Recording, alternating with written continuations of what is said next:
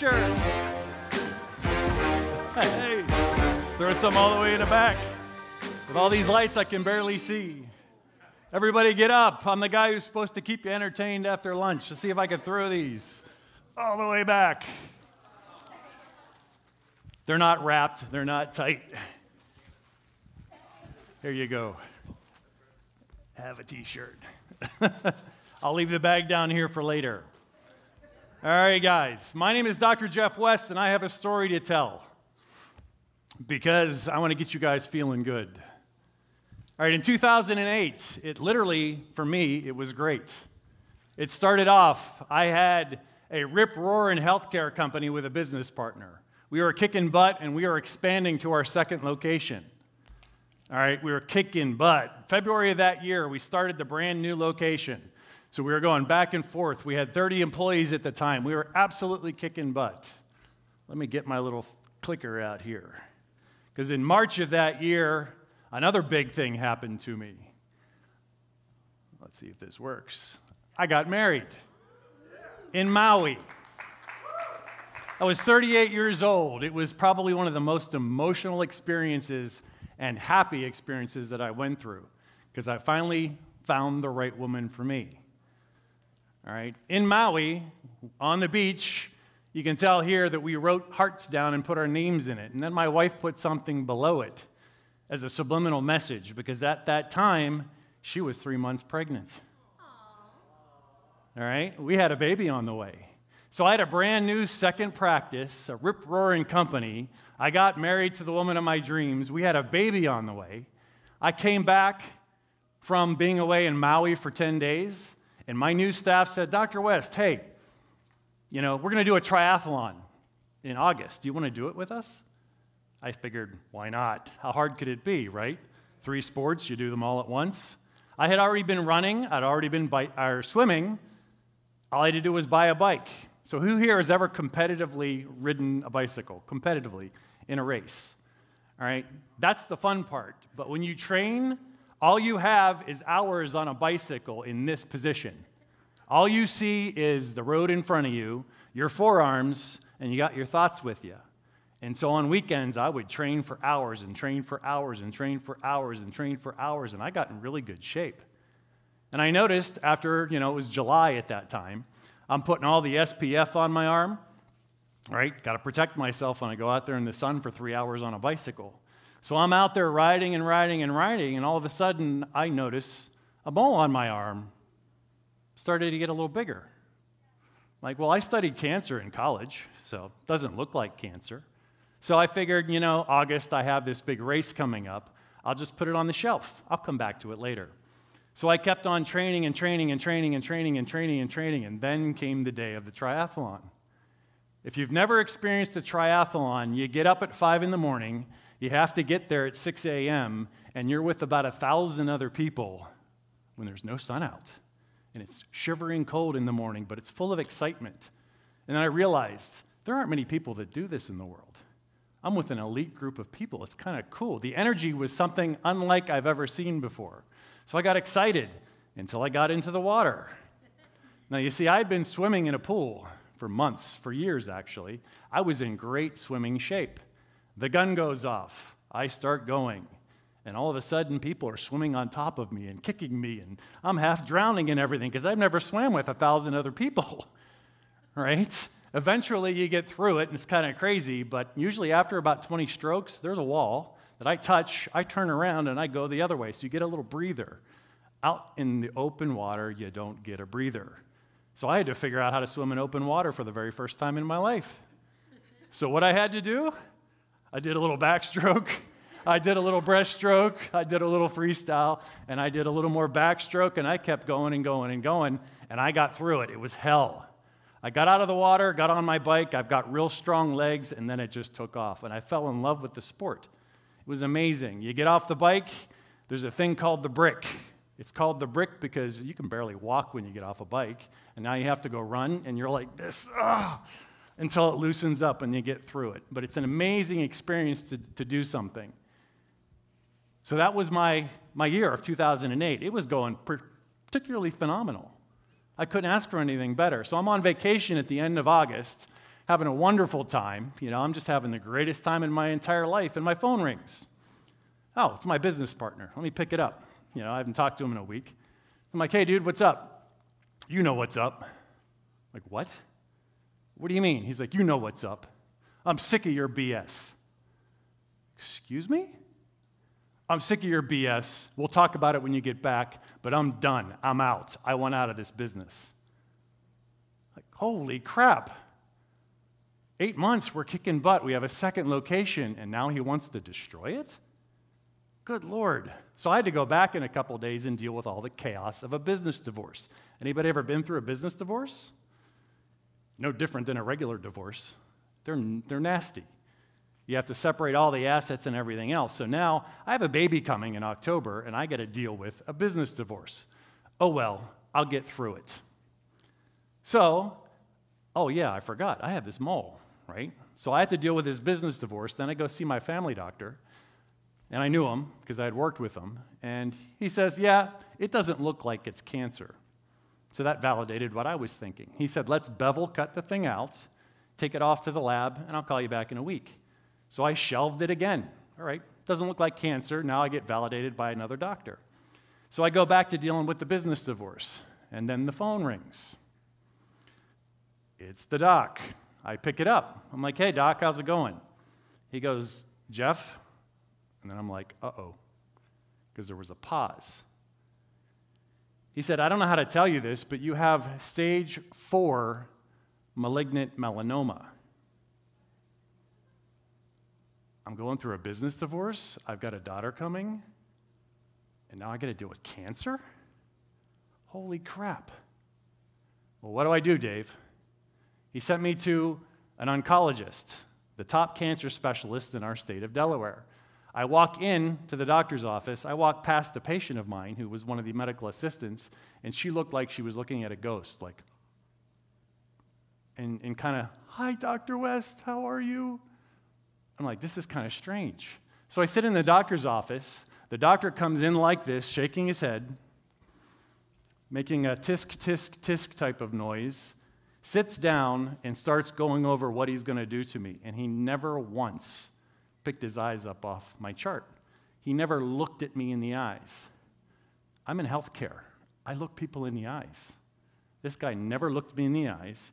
He said he was going to cut off a big chunk of my arm, inject me with radioactive dye, find out which lymph node it would go to, take out the entire chain of lymph nodes, all right, and then put me on chemotherapy. He lost me right when he was about to hack off my arm. You see, I use my hands for a living. I have a baby coming. I have to provide for my family, and now I have to come up with a brand new business and go through a business divorce. I'm like, hell no. So I left and right past my patient again. I was never going back. So I went to the next doctor who was a skincare specialist. All right? I walk into that place and I feel like I'm in somebody's mansion. It had marble floors, crown molding. It was a gorgeous place. The operative room was gorgeous as well. The doctor comes in, he's all dressed up, has the button-down shirt. It's unbuttoned down to here. His hairy chest is sticking out. He's got a gold chain really thick on it. And I'm like, oh my God, this is kind of strange. He looked me in the eye, and he was selling me a whole bill of goods. It was like a used car salesman. And he was drawing on me how he's going to cut up my arm and everything else. Okay, it was very, very, very strange thing to go through. Okay? Shortly after that, this is what came to our life. So in the middle of going through hell, she appeared. It was a beautiful experience. So at least I had something to hold on to during that experience. So raise your hand if you think this is a pretty wild and crazy time to go through. Okay, pretty wild and crazy, right? It gets better.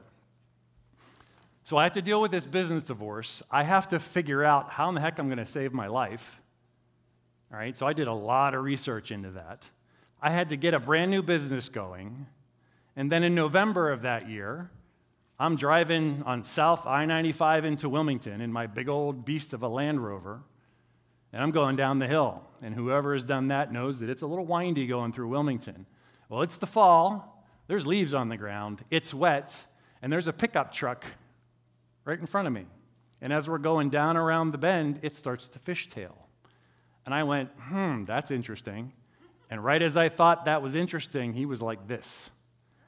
And I locked it up and went bam, right into that thing.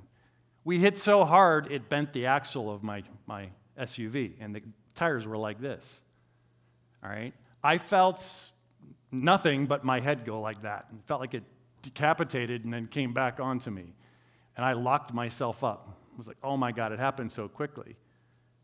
So I drove my truck home. I refused to go to the hospital. I had to go home to my wife and tell her another bad thing was happening to us. All right, the cop followed me home. The vehicle went like this because it was so banged up and beat up. So I pulled it into the driveway and said, honey, I was in a car accident. I think I'm okay. You see, I treat people that are in car accidents, so at least I knew how to handle that. So my associate doctor and I put together a program so I could get through that as I was researching cancer, as I was dealing with a business divorce and a new business and a new baby. Pretty interesting, isn't it? It gets better. December rolls around. December 5th, I'm looking at the mail. I go through the mail, and there is a piece of mail with that wonderful acronym, IRS. I open it up. I'm like, oh, God. Honey, we're getting audited. So then I had to go through an audit. Thank God I married an accountant because I didn't have to do too much with that. But you talk about stress. Oh, my God. I felt so frustrated, lost, scared for my life, scared for my family's life. And then January rolls around. Remember the two doctors I decided I was never going back to? In succession, I got a letter, certified mail. I had to sign for it. And in it said, we've tried to call you many times. If you do not come into our office and get our treatment, it is highly likely you will die. Who here has ever received a letter like that from your doctor? Pretty freaky. 2 days later, another one came from the other doctor that said the same thing. I was getting reminded that I better do something about this cancer thing. And then after that, I got another letter from an attorney. I opened it up because I get attorney letters all the time because I'm a physician. And this one was from the attorney representing my former business partner, threatening to sue me on 3 counts of breach of contract. So 4 months of my time, compared to the first 8 months, was like black and white. So raise your hand if you would like to know how I got through that. I think everybody would like to. It's pretty interesting. So knowledge is power. So I went into this cancer diagnosis, the attacks, and all this craziness with a lot of knowledge. So first, let's take stage 4 malignant melanoma. Stage 4 means it has spread. It is now in other parts of your body. All right, pretty deadly situation. The 5-year survival rate, 15 to 20%. How about 10 years? 10 to 15% if you go through the medical route. Who here thinks that's really good statistics? Pretty scary. It's now 11 years, and I never got any medicine for my stage 4 melanoma. All right, I have a program coming out where I will teach that kind of information. I don't have the time today to get into that. But I went into stage 4 melanoma. Everybody thought I was crazy, but I wasn't going down that road. And I certainly wasn't going to let somebody take my arm off because I need it for my job and my survival. I did a term paper in college. We were supposed to pick 2 books on healthcare. I chose an Auschwitz survivor and a cancer survivor. And I had to petition the professor because he was like, what does Auschwitz have to do with healthcare? But he let me do it. And one thing that I learned from these 2 books was pretty simple. They said the same thing. You can do whatever you want to my body, but you will not take me. I have something greater to live for, and that allowed these people to get through pretty harrowing experiences. I was going through it. So I went through it with that mindset, that I have to hold on to something larger than myself to get through it. Well, if you remember that little picture of the baby, I now had something to hold on to. I had to put a future there for my child. So my mindset got me through that. I also knew about epigenetics. Who here thinks we're all diseases caused by genes? Raise your hand if you think that, because we're taught that on television. All the reports that come across the news and everything. There's a science called epigenetics that states our genes are not our destiny. My mother had melanoma. I guess that's why I had melanoma. little did I know, here's where it gets interesting. All mammals have an agouti gene. The agouti gene, when it's turned on, means you're going to be sick. You're going to be obese. You're going to get cancer. You're going to get diabetes. So the goal is to turn it off. All right? Epigenetics is about turning on and off genes. Who here has heard of methylation? You may or may not have heard of it, but methylation means one thing. Methyl groups, when they bind to the DNA, shut off genes. Methyl groups include choline, folic acid, beta-ene, vitamin B12, and others. Who here has heard of those? All right? It's nutrition. So yes, nutrition can turn off bad genes. So guess what I did for my cancer? Nutrition. I found out which nutrition will turn off cancer genes. All right? Here's two mice. They look vastly different. The one on the left, on your left, the yellow one, gets sick a lot, is obese, gets diabetes, gets heart disease, has all kinds of problems. This one here does not. They're genetically identical. They're the same thing. They're a mouse. The difference is when you feed the same diet to the parents of these mice, and the parents of these ones get the choline, the beta-ene, the vitamins and the nutrients, this is the difference that you get. So these are the offspring. So feed nutrition to the parents, you get healthy kids. Don't, and you get diseased kids. Does that make sense? All right, this works with all mammals because we all share the same agouti gene. And yes, we are mammals, by the way. Okay, so here's how it works. Methyl groups bind into the DNA, give you this. When you don't have them, it gives you that. Nutrition turns off bad genes. Okay, so back to this thing. Other research found that if you simply feed the mom and dad fruits and vegetables, you get a mousy brown offspring.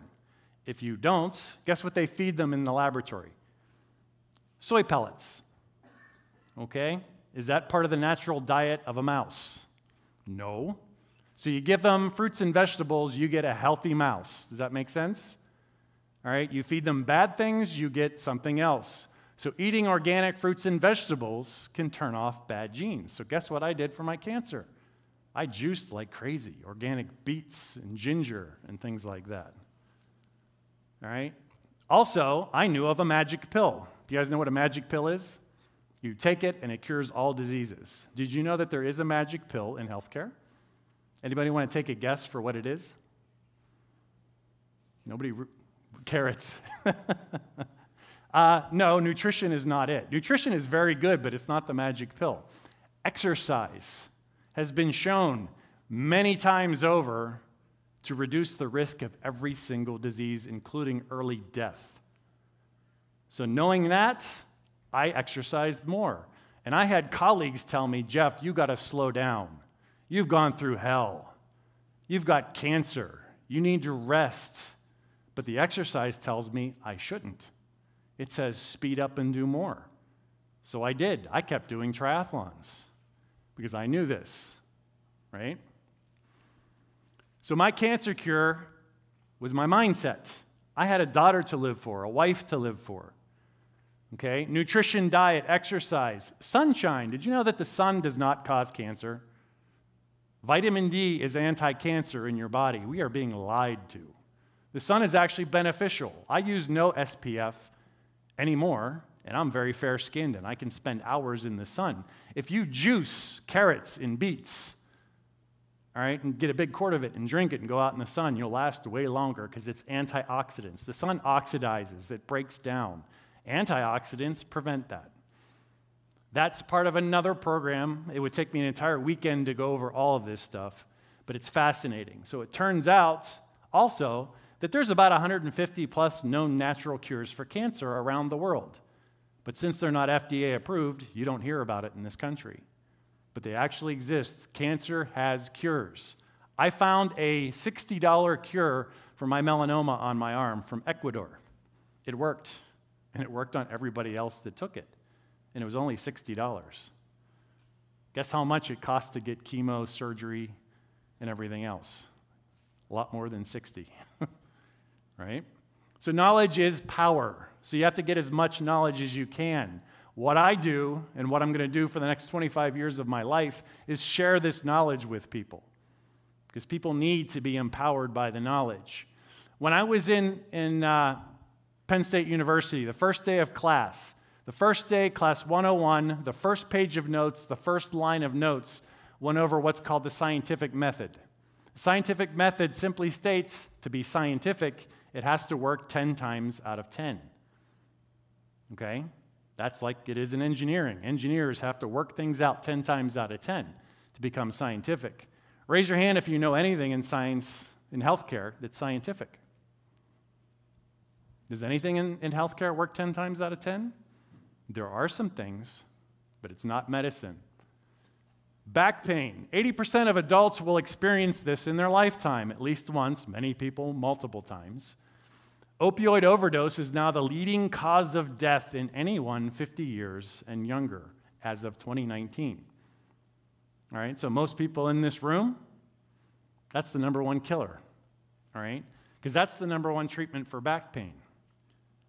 Let's see what else. The Journal of Pain Research 2016, 74.6% of people fail to completely relieve pain after back surgery. That's most people don't have their pain relieved. Surgery can do wonderful things, but it's not scientific, because does it work 10 times out of 10? Raise your hand if you know somebody that had failed low back surgery. People raise their hands because it exists. All right, there's actually a complacency in healthcare. 20 years ago, when I was a gung-ho 29-year-old, that'll tell you how old I am now, but I was gung-ho, I was at a holiday party, and there was about 30 doctors in a big circle, and it was all the guys that were in practice for 20 to 30 years. So I figured, let me listen in to see what kind of wisdom that they have. And I heard a doctor say this: no matter what you do, 80% of people are going to get better. And they all nodded their heads. And so, brazen type of guy that I am, I stuck my nose in and I said, what about the 20% who don't? All right? They all kind of looked at each other and they said, well, we refer them to another doctor. And I stuck my head back in there and I said, who? Each other? Right? I was ushered out of that circle pretty quick. All right? They brushed me off. But I said as I was leaving, I'm going to figure out the 20%. And they all laughed at me. Okay? I've done that, by the way. Another thing I had to do, remember, I was getting attacked by my former business partner. So there's a whole technology in how you properly handle attacks. Because up at that point, I had a former boss try to sue me. Now I had a former business partner try to sue me. And since I've been attacked multiple times by other institutions in competition. As you get bigger as an entrepreneur, as you get more powerful, you will attract attacks. It's just the way things work. So you have to be prepared for it. We all kind of know this weekend about bullying, right? Bullying happens at all phases of life. There are bullies that still exist in their 50s, 60s, 70s, and 80s, and they bully at bigger levels. So one day my daughter came home from school. My daughter is pretty cool. That little girl that I showed you, she's now 11, and she's in class with 12 and 13-year-olds because she's a whiz kid. There's a whole science behind that too. So she reads really fast, and she came home one day, she was crying. Now my wife is from Poland, so I want my kids to call me Tata, because that's what daddy is in Polish. So my daughter comes home and says, Tata. I'm like, what's up, honey?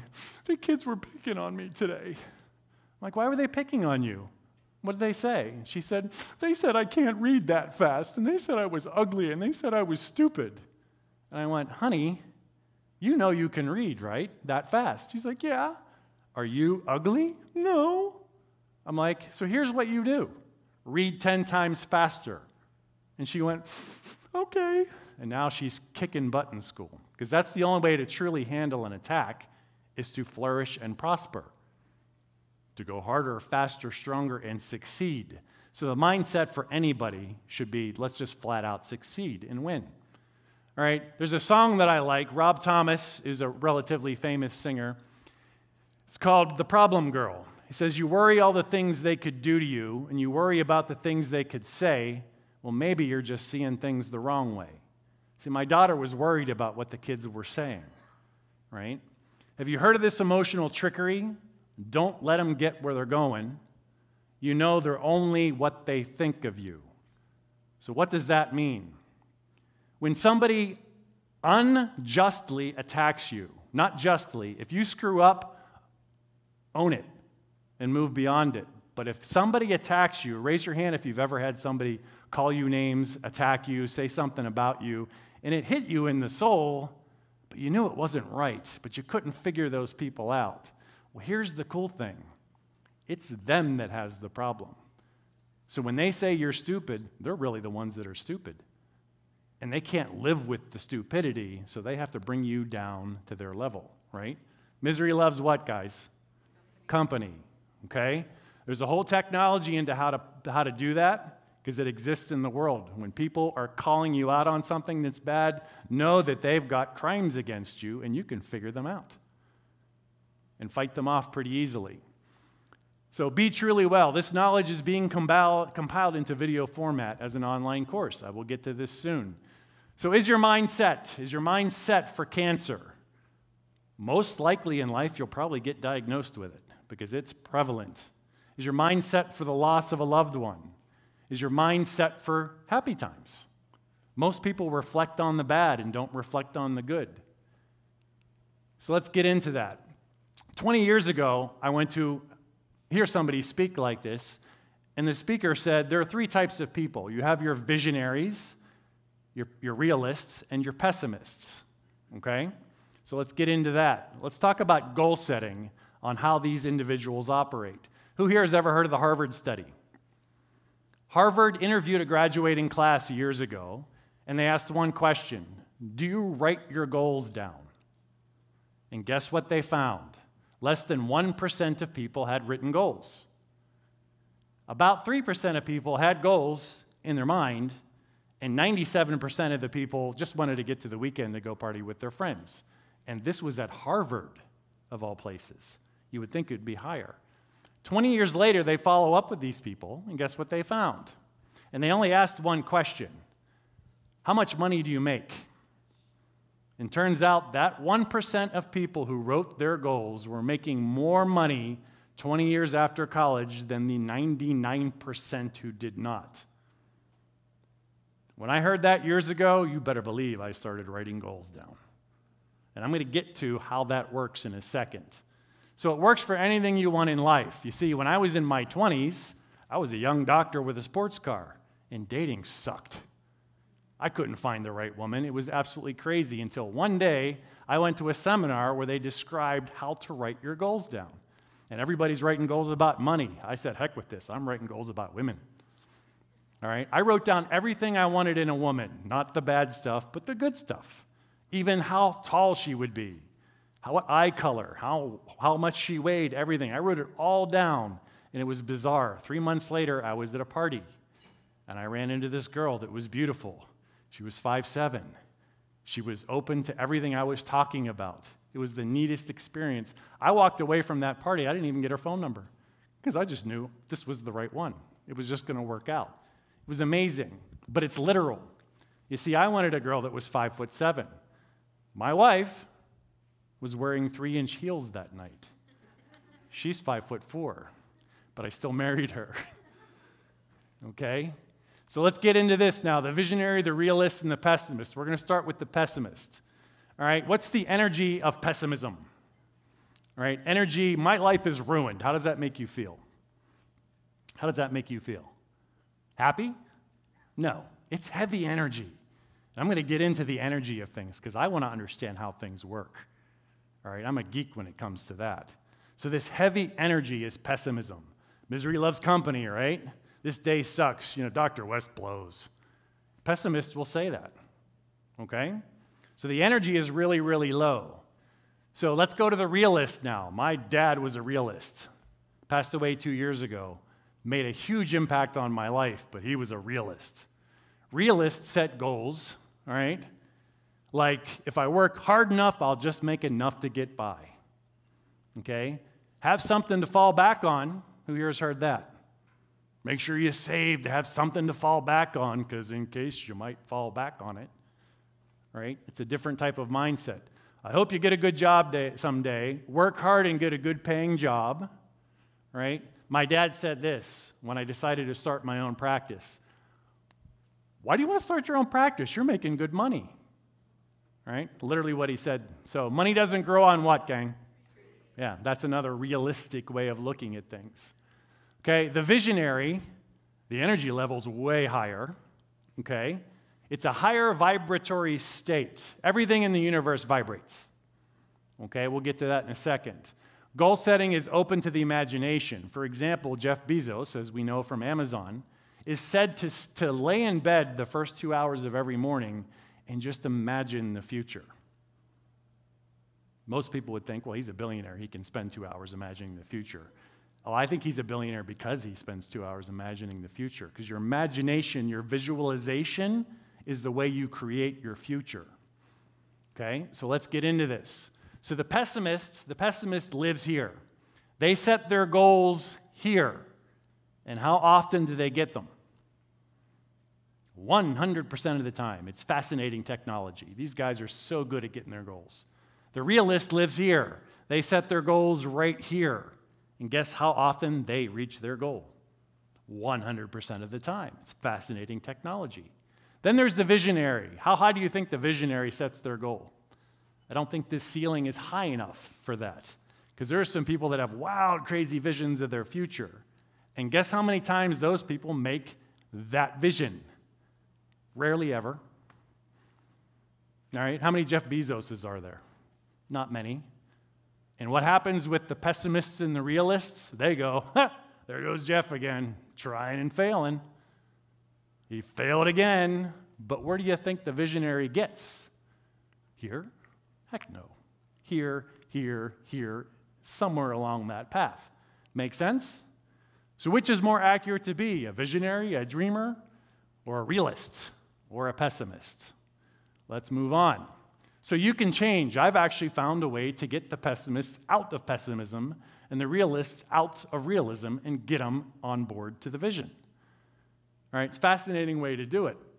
People are literally stuck there by their education. You educate into those type of outcomes. You get educated into pessimism. You get educated into realism. Okay? Also, other physical and chemical forces we'll discuss soon.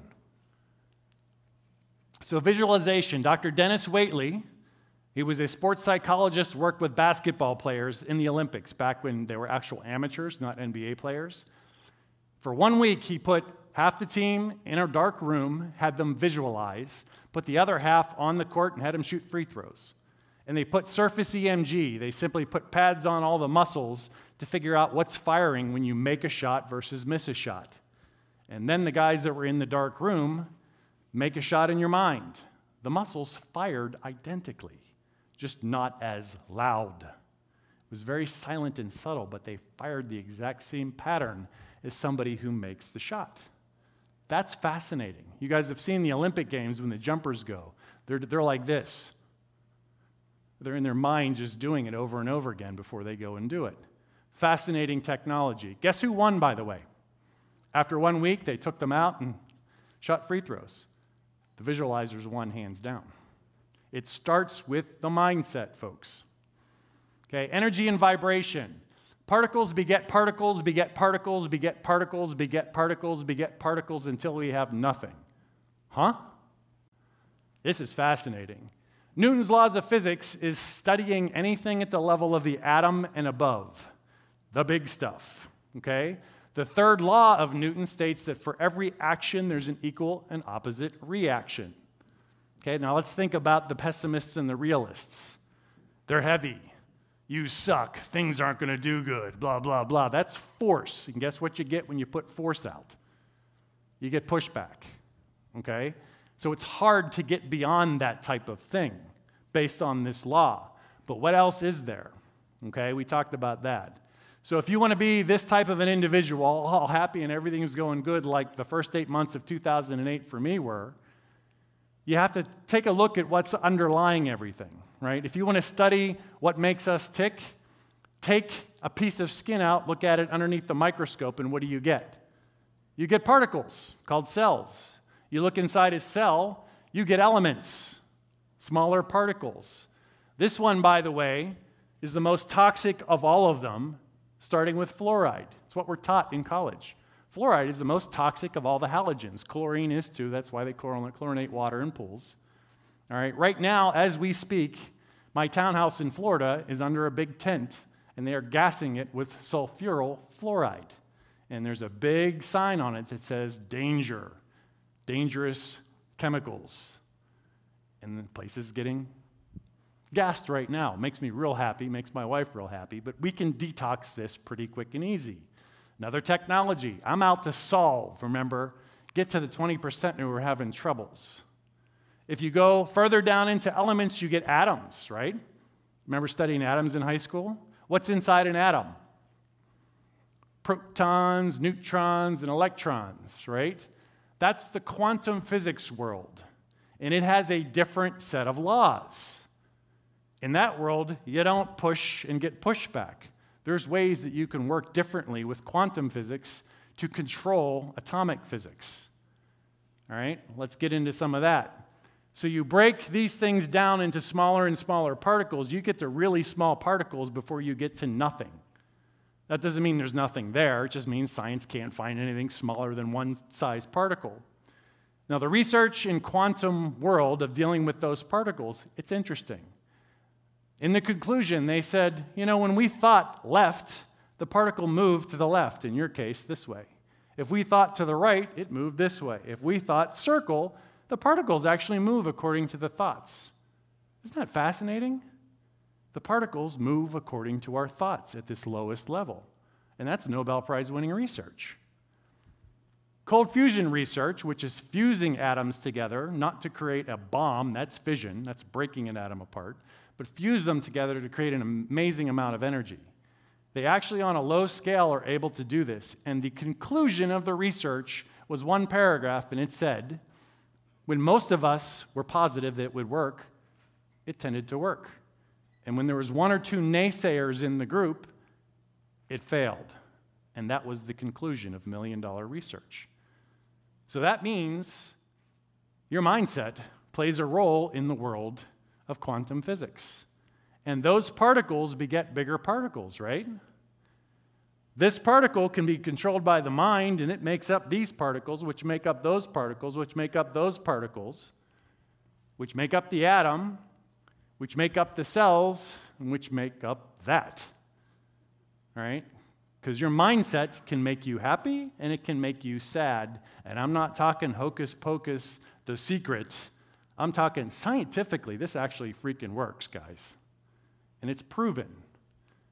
Okay, so we're a review. Our thoughts control particles that make up particles, and the control is literal. I wanted that 5'7" wife, and I got one. She's 5'4", was wearing 3-inch heels. Now she no longer wears heels, so I have a 5'4" wife. All right, it's literal. In other words, don't pray for rain, visualize rain, and you're more likely to get it than praying for something, right? If you hope life is going to get better, you get the literalness of it. You get the hope that it will get better. Just visualize better. Do what Jeff Bezos does. Every Sunday morning, I lie there in bed and just focus on where I can go. And it's pretty interesting how things start to move in that way. Okay? There are scientific treatments, by the way, in healthcare. I've figured some out. Resonance. Okay? Who here has ever seen the Tacoma Nationals Bridge? There is an actual YouTube. I don't have time to show it. But in 1940, a bridge was made over the Puget Sound. A wind was blowing one day, and the bridge starts doing this. Metal and concrete starts going in a wave until it breaks apart. You guys ever see that? If not, Tacoma Nationals Bridge, you'll actually see it. It was fascinating.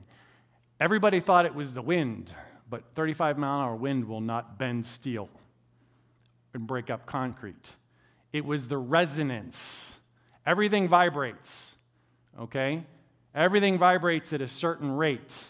If you put something else that vibrates with it, you get resonance or an amplification of something. Does that make sense to you guys? And everything's made of vibration particles. So how does it work with our thoughts? You visualize it, right? You write goals down, right?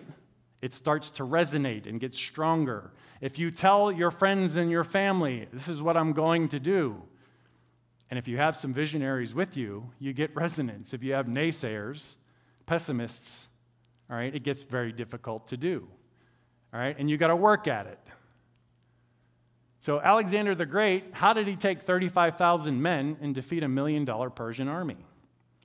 Through resonance. He convinced every single one of those soldiers that they were bigger than themselves.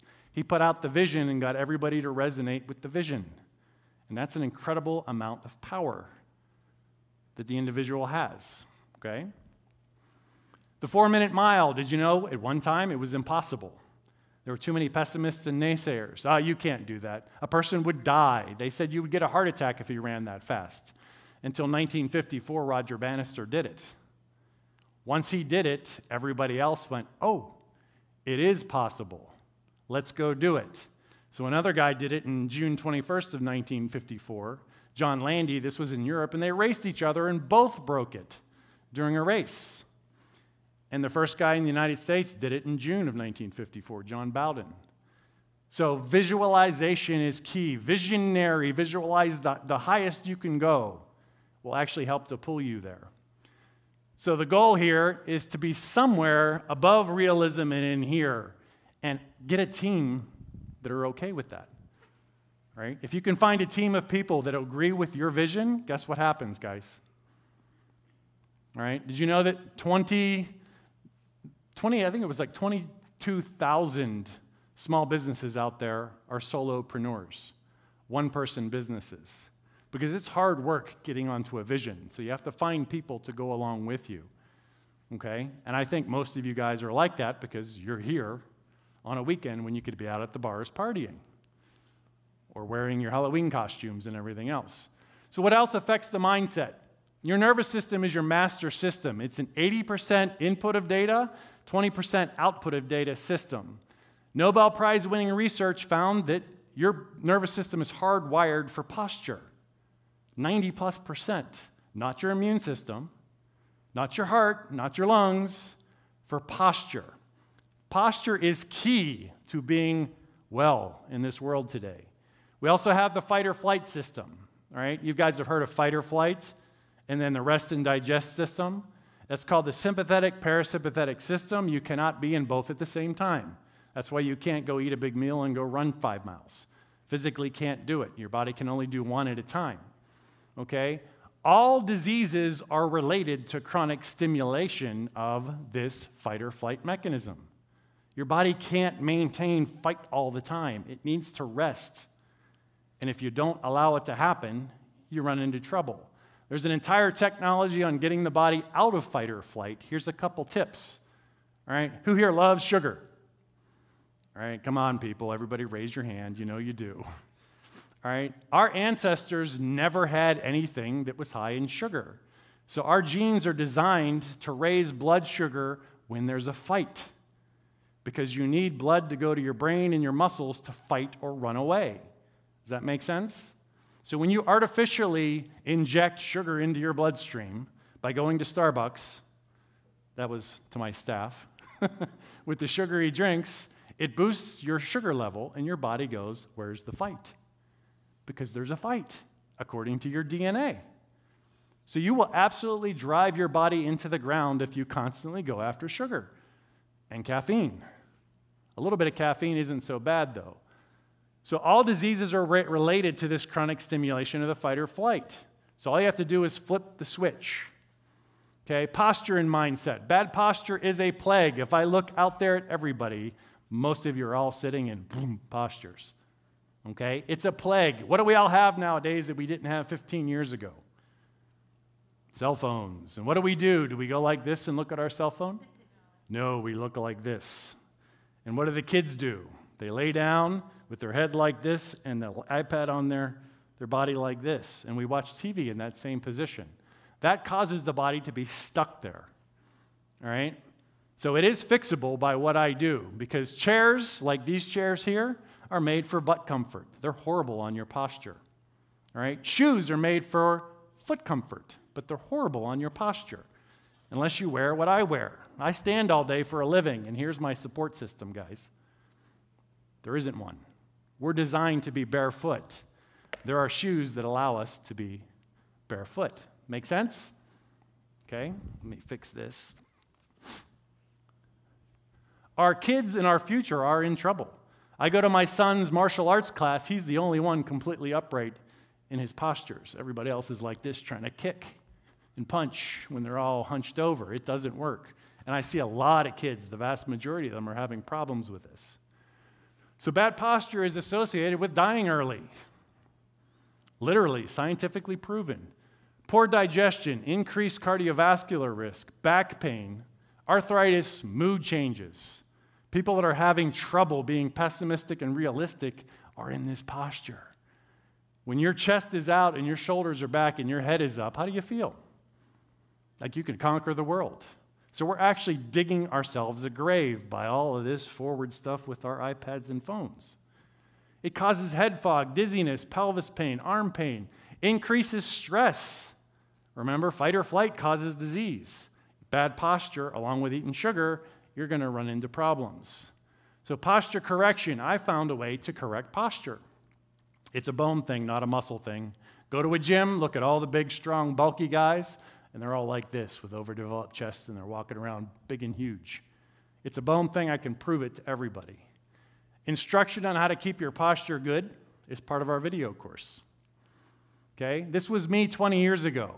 6 months of suffering with hand pain, numbness, burning, and shooting pain up into my elbows every time I did what I do for a living. One treatment with the technique changed my posture. And now my posture is way better than it used to be. Okay? Because it can be done, and I found about it 20 years ago. So now let's get into chemicals, metals, microbes, and mindset. Did you know that there are 80,000 chemicals in our environment, and we're lucky if a third of them have ever been tested for safety? In other words, we don't know what these chemicals do to our bodies. All right?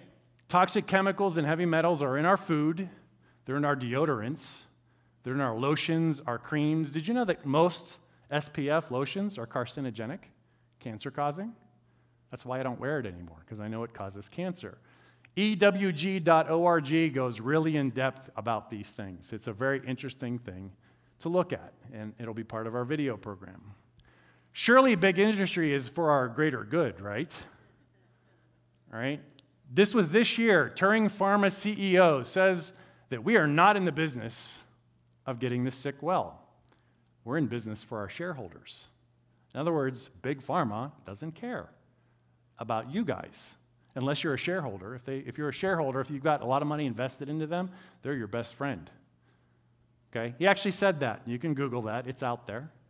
That's pretty sickening, in my opinion. Purdue Pharma, the makers of Oxy, who here has ever tried Oxy? Good Lord, that's a hit. All right? They've perpetuated the crisis of the opioid problem and opioid overdoses. It's the #1 killer in people under 50 nowadays. They filed for bankruptcy because they're getting sued left and right, and they can't handle it. But it's interesting, the owners, the brothers that own this, put all their money in Europe, and then they filed for bankruptcy. Evil. Evil, in my opinion. Big agriculture and pesticides. There have been recently 3 court cases with the big giant Monsanto who makes Roundup. All right, who here has ever used Roundup on their weeds in their home? Most people have, right? Did you know that it's been found in 3 court cases with rewards over $2 billion to cause cancer? And yet, commercials are on television today that say it's safe, even though a court of law 3 times has shown that it's cancer-causing. There are currently, this was in August, I think I've heard it's over 44,000 now, because you see all the commercials on TV. Do you have lymphoma? Were you using Roundup? These guys are getting hammered. Their owner, Bayer Pharmaceuticals, is trying to settle for $8 billion because they know that they're going to lose their shirt if they don't. Okay? So there is a solution. This is where it gets fun. 5 years ago, part of my team, who I call him the mad scientist, a wild, crazy microbiologist, discovered 60,000 strains of a new life form that are thought in microbiology to be extreme life forms, because they find them in salt flats and volcanoes and acid mine drains. But he found them everywhere. They're in our bodies, they're on our skin, they're in our hair, they're in our food, they're in our children. Okay? And we found out how they work. These microbes called archaea, which are ancient, okay, that's what it means, will break down in laboratory studies in universities, break down chemicals, pesticides, herbicides, fungicides, chlorine, fluoride. So you better believe I'm using this on my townhouse in Florida when I go back to purify the air and the water. It also knocked out every strain of E. coli we tested it against, every strain of Staphylococcus and every strain of Streptococcus. We literally found superbugs that are on our side, not the bad side. So we put out a product called Eurobiotics 14 months ago. It's now as far away as Alaska and Canada, and people are having amazing results with it. My wife and kids get it every day, as well as I do, and my staff. We have a girl who had ulcerative colitis, ulcers in her colon, for 13 years, a young attorney who had to give up her career. When you're meeting with clients and you have to excuse yourself 3 times during a dinner to go to the bathroom, she said most people thought she was anorexic. She was just sitting on the toilet because it was uncomfortable having ulcers in her colon. She took this product 3 times a day over the summer, came back in and was in tears. And my staff brought her over to me, and I wanted to know what was going on. And she said, for the first time in 13 years, I passed my colonoscopy. I have no ulcers. Right? This product here turned her life around, and it's been doing it many, many times with many different types of problems. We have it available for everybody at half off this weekend, just to try it. This is our agricultural version. These microbes have been shown to break down rubber, to break down plastic. Where do we have problems with plastic? In the oceans, right? There's a land mass the size of Texas in the ocean made of plastic. This stuff here can break it down. So you better believe I want to get this stuff out to the market because we have a problem with our lakes and streams and runoff. Down in Florida, they have the red tide, and it's getting worse every year. We've got problems, but I've found solutions to these. Remember, the 20% who don't get well, that's what I am all about. So the goal of Be Truly Well, my company, and Eurobiotics, my product, is every day that we enhance and strengthen the overall health and well-being of you. And now, it used to be our community, but we've already done that. So now we're going for the next goal. The vision is higher. We're going for the planet. We have abilities to change this planet in the healthcare and get people off of drugs and get people better. We are medical doctors, nurse practitioners, microbiologists, chiropractors. All right? We are massage therapists, acupuncturists, estheticians, and I can't forget my awesome supporting staff. 2 of my managers are with me today out there, so please go say hi. All right? So what I'm trying to do, obviously, is I set my bar extremely high. I want to make a big change in healthcare because there's too many people overdosing on opioids, and I have a solution to that. And the same thing with the oceans and the streams and the rivers, because there's a better way for everything to work. So here's an offer for all of you guys, right? And it costs you nothing. All we want you to do is share this information that we have with your friends through text and email and social media, because that's the new way people get everything out. And in return, we'll give you 20% profit of everything that happens. All right, we have some people making over $1,000 a month just sharing the material with people based on this program. We'll also give you access to the Be Truly Well program, that video program I've been alluding to, for free. Because I want you guys to all improve your lives and get better and push products out into the world that work. All right, and also the 50% off your biotics.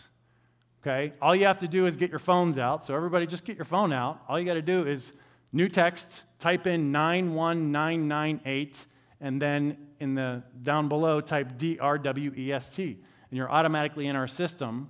We will not bug you this weekend because you're here to learn things from all the speakers, and we'll get in touch with you afterwards. And like I said, there is no catch here. You don't have to pay anything to get into this opportunity. I'm making it available to you, my patient base, because I want to get this thing out and I want to help you guys in the process.